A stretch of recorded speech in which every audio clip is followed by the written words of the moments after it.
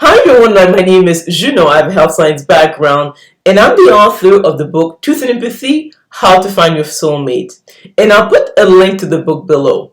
This video is about why INFJs are sensitive to beauty.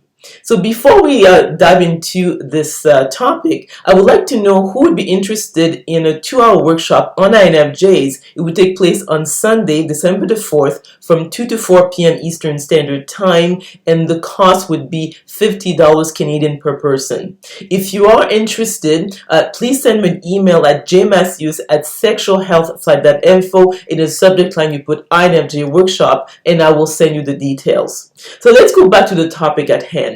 Why INFJs are sensitive to beauty.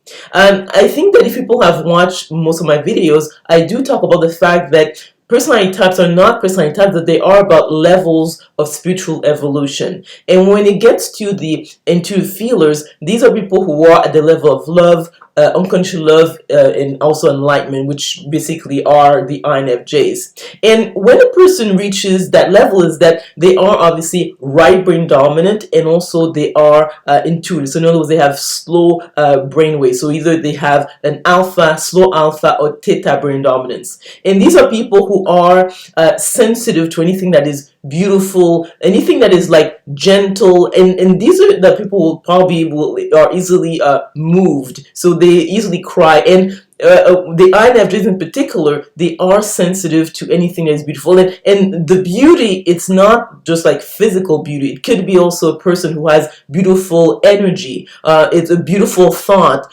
art. So the INFJs, more than actually most personality types, get really moved by anything that is in line with spiritual ideals. So because of the fact that they have introverted intuition at their first function, this is their driving force. So whenever something is aligned with truth, whatever is beautiful in so many different ways, they're the type of people who will be really moved by that. So yes, they will look at the person's physical appearance, and also if the person is attractive, they will be attracted, but they're more attracted to what is the essence. So is it aligned with absolute truth? That will really move an INFJ. So therefore, INFJs will be the type of people who will be sensitive to beauty in all of its expressions, and the way they decorate their place, the way they even present their bodies and so forth. You'll see that they will be sensitive to making it look appealing. And you'll see that people who are right brain dominant and obviously intuitive feelers, they have a